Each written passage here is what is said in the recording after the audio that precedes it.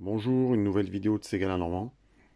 Donc aujourd'hui j'ai quelques feuillères à faire sur des planches. Je vais en profiter pour vous présenter ma toupie. Donc c'est un modèle Kitty, c'est une machine qui commence un petit peu à dater, c'est une MIG 429. Pour les anciens modèles c'était 429 il me semble. Euh, donc Kitty, voilà, outillage Kitty. C'est une machine que j'ai depuis une bonne dizaine d'années facilement. Donc c'est un modèle assez simple qui est un modèle monophasé.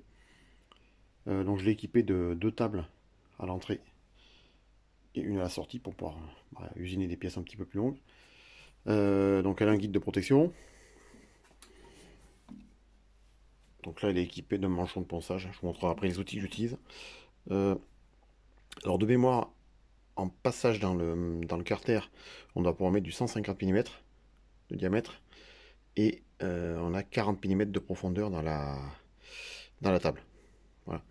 Et il me semble que dans la table c'est un petit peu plus petit. Je crois que c'est 140 mm dans la table. Ça, voilà.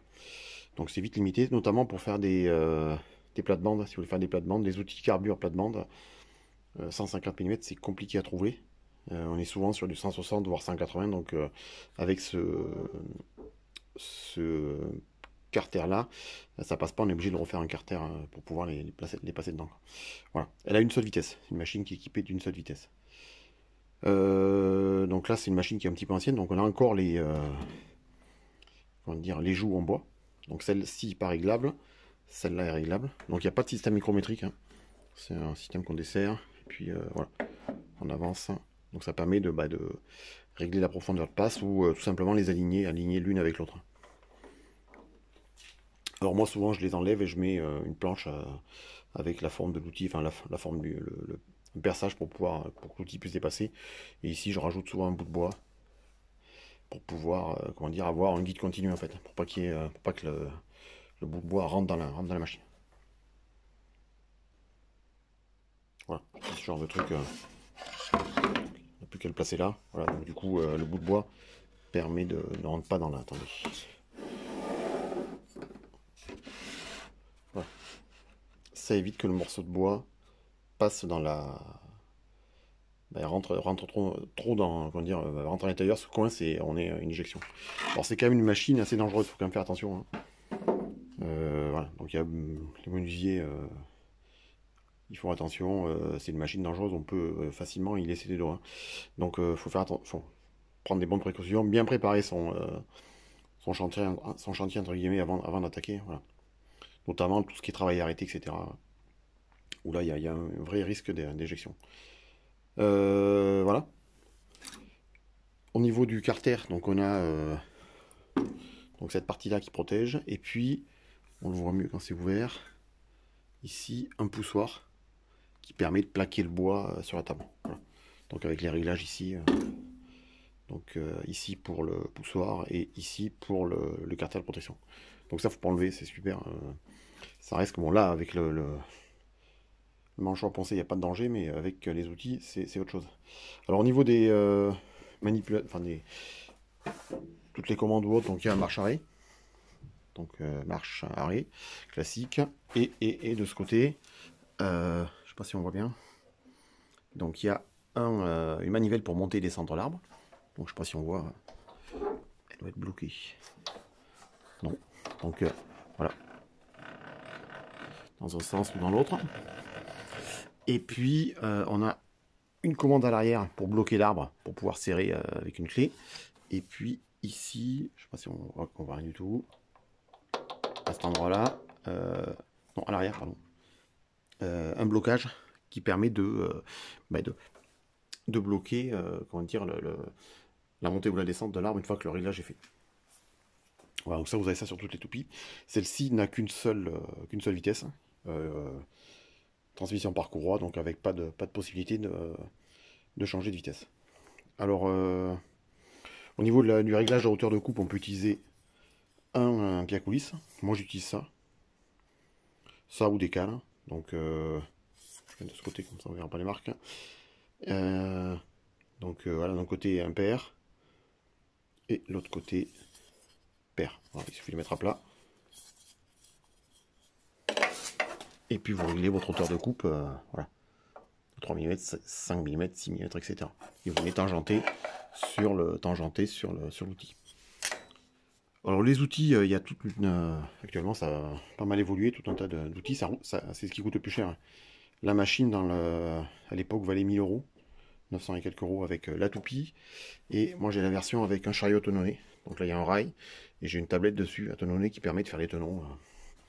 Voilà.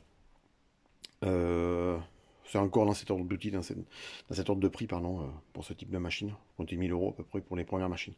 Moi, à l'époque, j'avais pas trouvé. C'était la moins chère qu'il y avait, entre guillemets, quoi, en neuf, hein.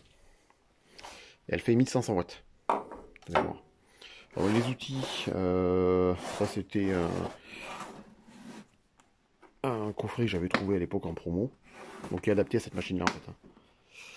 Euh, donc, un porte-outils. Donc, avec des plaquettes carbure pour raser. Ici, alors c'est un porte-outils sans, donc avec un seul couteau. Il n'y a pas un contrefer ici. Donc normalement, ces porte-outils-là, il faut les utiliser avec un entraîneur. D'accord, moi j'ai pas d'entraîneur, donc normalement, il ne faut pas utiliser ça manuel. Faut avoir automatiquement un contrefer ici pour éviter d'avoir trop de prise de bois et donc le rejet. Donc avec les fers, différents fers. Voilà, genre de fer, donc vous avez deux fers, un de chaque côté. Donc là, je sais pas ce que c'est. Voilà, donc une rainure pour faire des petites rainures. Ça, j'avais fait des meubles avec celui-là. Pour faire des petites mouchettes là. Je sais plus ce que c'est. Voilà, différents quarts de rond, ça peut. Voilà.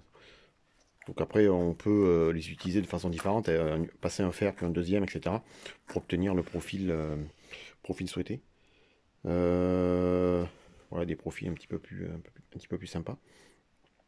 Donc des bagues, ce qui est important là-dedans, c'est les bagues pour pouvoir caler la machine, hein. Voilà. Donc le porte-outil lui-même. Donc là c'est un 40 mm de haut, 4 cm. Et il y a à l'intérieur de mémoire, voilà, un manchon qui permet de travailler un bout d'arbre. Voilà. Donc ils sont maintenus par une vis. Donc la vis elle est, je vous montrerai après.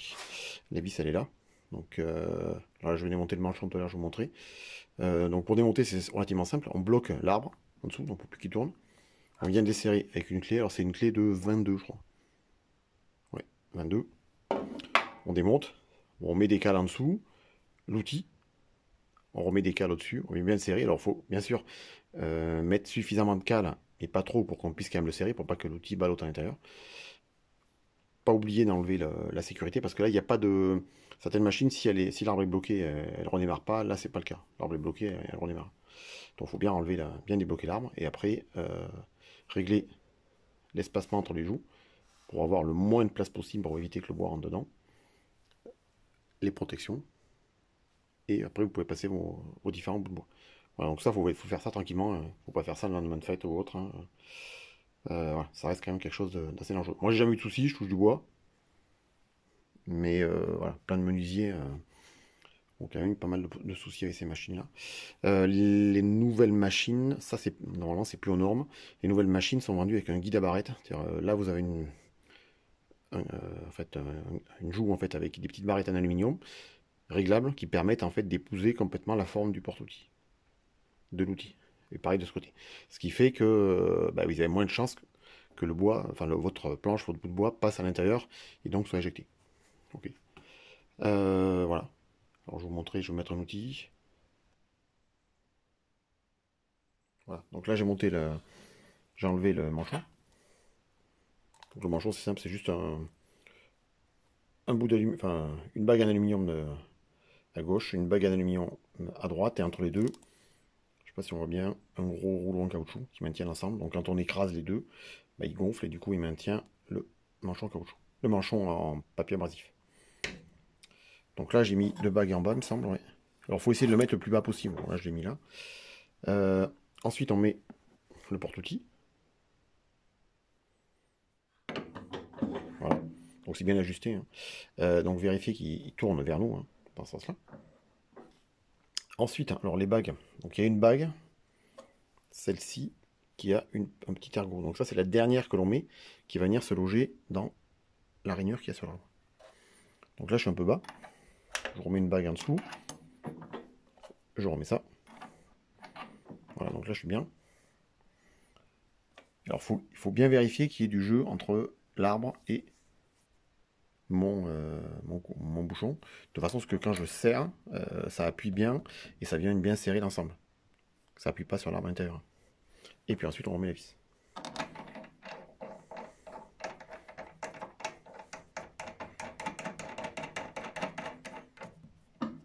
Voilà. Donc là je serre. Voilà. Donc là j'ai resserré mon truc. Okay. Donc là vous voyez il est bloqué. J'ai bloqué en bas.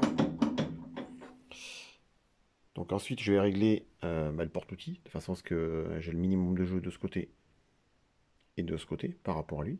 Régler la profondeur la profondeur qui est entre l'ajout qui est là et le porte-outil, et puis la hauteur. Voilà. Et après j'ai plus qu'à passer. Donc habituellement je prends une planche test une chute suffisamment longue, donc faut pas passer des bouts de bois comme ça. Là vous passez pas en marchant comme ça. Faut une planche suffisamment longue de façon à ce que vous puissiez la passer de ce côté et la rattraper de ce côté sans mettre les mains dans cette zone là. De toute façon il faut éviter de passer dans la partie qui est là. Les mains soit à gauche, soit à droite, pardon, soit à gauche, mais pas à cet endroit là. Donc je vais régler les joues. Voilà, donc là j'ai réglé la profondeur. Donc là j'ai réglé 3 mm. Là il n'arrive pas à faire la mise au point. Voilà. 3 mm de profondeur dans ce sens là et 3 mm et 6 mm en hauteur. Donc, je sais pas si on voit bien. Qu'est-ce qu'il me fait? Voilà. Donc là je suis à 6 mm. Pas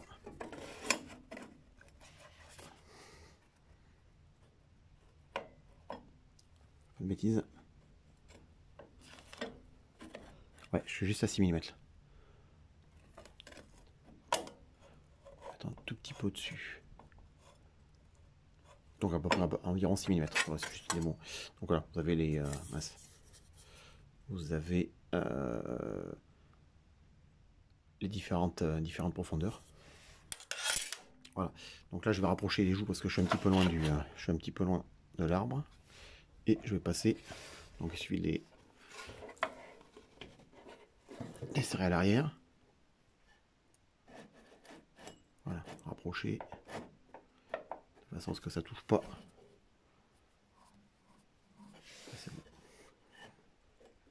Et pareil l'autre côté, de façon qu'il y ait le moins d'espace possible entre les deux. Et après, on passera une planche.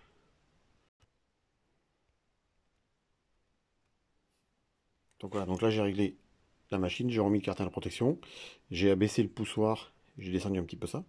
Donc j'ai plus qu'à passer la planche. Donc je la passe, je vous la passer, puis parce que sinon je ne peux pas faire les deux avec une seule main, c'est un petit peu dangereux. Donc je la mets en marche ici.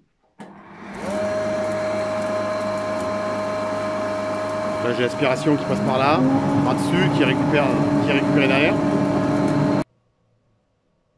Voilà. Donc j'ai passé ma planche, donc là c'est une planche d'essai, donc ça me donne quelque chose comme ça. Voilà. Donc vous voyez, ça peut faire des... Donc là il y a plein de...